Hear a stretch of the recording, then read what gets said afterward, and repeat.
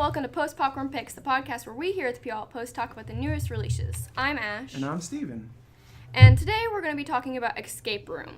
At first, I was not very excited to be going to see this movie. I didn't really think it was going to be very good, but I actually kind of enjoyed myself. Yeah, I mean, it was pretty much the same for me. I kept calling it Saw Light because it just felt so formulaic and similar, but I really had a good time. And realistically, I should have known that because I like escape rooms. So, I mean, it was kind of made for me. So a quick synopsis of the film. You've got 6 characters. They're all kind of down on their luck in their own ways. They're all going through tough times financially. So they see a sign that's like, hey, come play in our escape room, and if you survive, you win $10,000. Now, as someone who's paid for escape rooms, they're pretty pricey. So if one was paying me to do it, I'd be there. The film stars Deborah Ann Woll, Taylor Russell, and Logan Miller. It was directed by Adam Robitel. If that's a name you're not familiar with, he also worked on Insidious: The Last Key and Paranormal Captivity: The Ghost Dimension, 2 franchises I'm not really a fan of. If I'd known who directed it going into the film, I probably would have liked it less. Robitel is really fond of things that I think are personally killing the horror movie genre. Jump scares, awkward cuts, nonsensical pacing, all this kind of trash that, in my opinion, just kind of bogs down the experience. Overall, going into the film, like I said, wasn't very excited, but I was surprised by how intriguing I found it, especially with the escape room aspect. Like Steven said, I like escape rooms, and so I found it a lot of fun to watch and try and figure out what was going on. I found some of the storytelling to be kind of weird at places, but overall, the escape room aspect of it was intriguing enough that didn't really matter too much to me. Everybody in films and entertainment always talks about the suspension of disbelief, but I think another thing to keep in mind is my willingness to be entertained. And if we take the escape room gimmick out of the film, what we have is a pretty substandard story.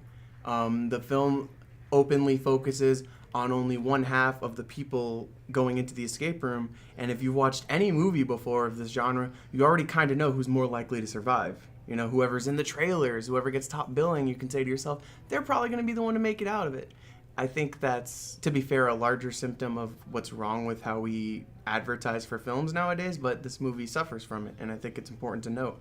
But aside from that, the pacing was all right. There was some awkward transitions at the beginning and end there, but all in all, it was a pretty, fluid experience.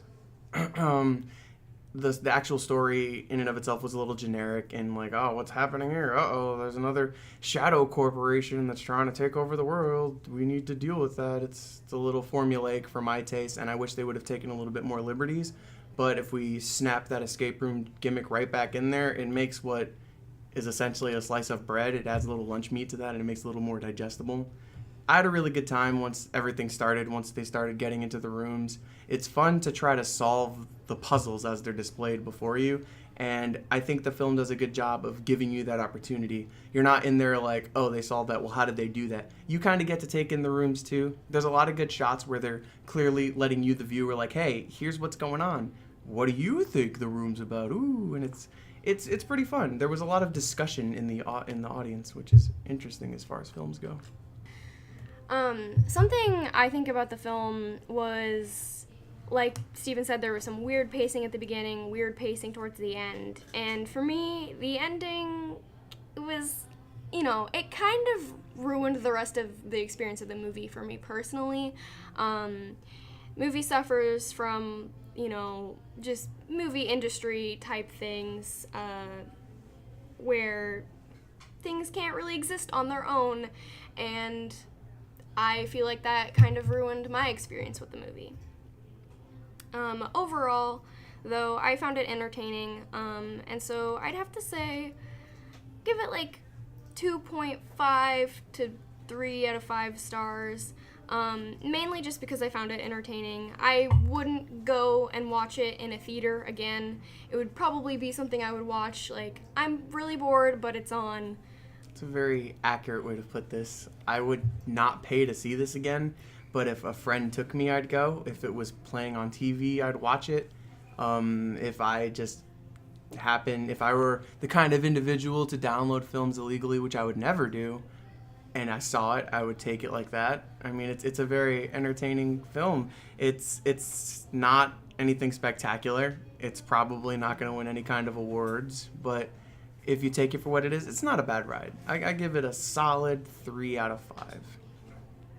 Well, that's all the time we have for this one. Tune in next week when we cover the new movie Replicas, starring Keanu Reeves and Alice Eve. Bye. Goodbye.